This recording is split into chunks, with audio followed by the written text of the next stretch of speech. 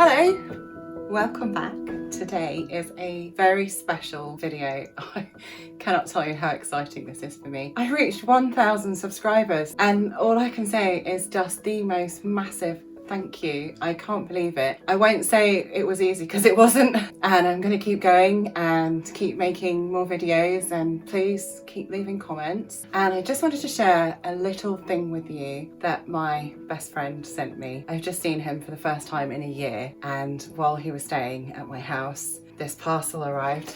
This parcel here, this arrived, and inside is my very own unique 1,000 subscribers play button. Because if anybody that knows about YouTube, you get a silver play button at 100,000 subscribers. So obviously there's lots and lots of people that never even get anywhere near that. So this was just so sweet, and I can't tell you how chuffed I am to have my very own play button. So thank you, Andrew. I really appreciate that. And there's going to be all sorts of exciting things in the pipeline. I'll do a little video in a few weeks' time and tell you about those. But I thought I'd do a little story time. So to celebrate, I thought I'd show you my very first quilt, and this is it. It's actually lying the wrong way around, so that I could lay it out on my sofa in my workroom, so I could show you what it looks like. It's about the size of a single bed cover,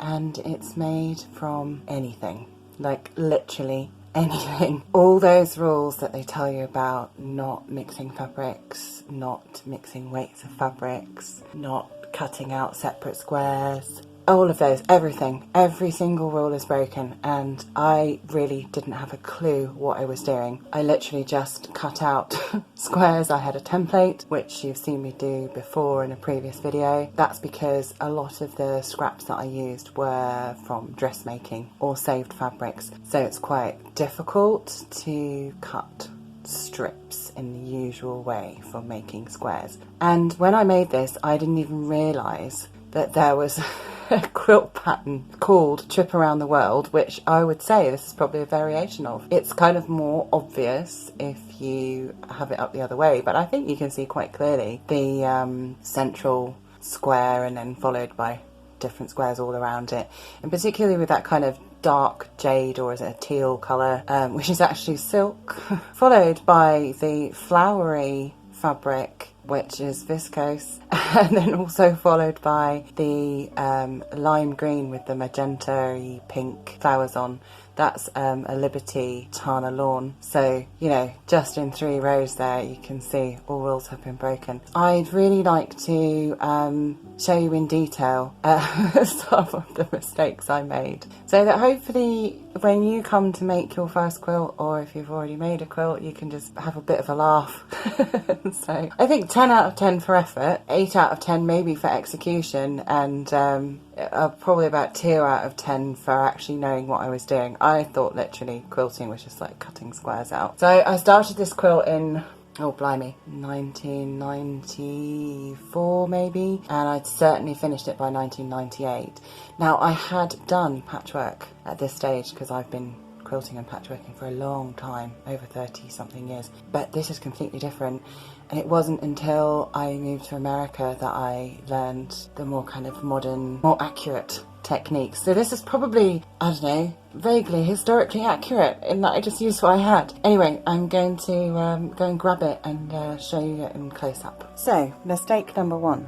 Is this actually a quilt? No. Given that I think the definition of a quilt is 3 pieces of fabric held together with stitching, this is only 2. So you'll probably say it is a bedspread. Or you could say it was a quilt top that has just been backed, but not quilted. It's not been stitched anywhere. It's been backed with this rather attractive bedding fabric thing. It was like sheeting, I think. I literally did the bag method, so I put the right sides together, stitched all the way around, turned it through, and so none of the corners are right or anything. So I actually made the conscious decision not to remake this quilt. I could have taken, or bed cover, whatever you want to call it, I could have taken the back off, put some wadding on it, rebacked it, quilted it, finished it properly. But I really like to see how far I've come in what I've been doing. You know, I've learned so much since this quilt. I made the conscious decision not to, you know,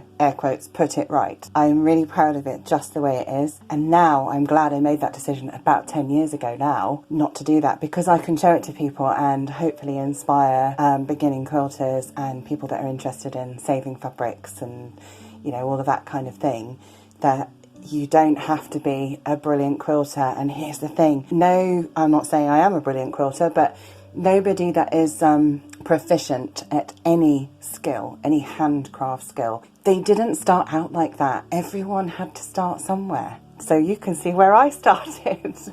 Thank you for joining me with my celebration and mini story time. As I've probably said lots of times, I really appreciate all of your support, your comments, your likes, your sharing. I have also, some people will know this, but I do have a Ko-fi account, which if for the price of a cup of coffee, you can help support this channel. And the next thing that we're going for is a diffusing light, because I wish I could show you what I have here. It's a bit Heath Robinson. It does, it's great, but we still film on 2 phones and we use the audio from the phones. We don't have any separate microphones except when I steal my son's for doing voiceovers occasionally.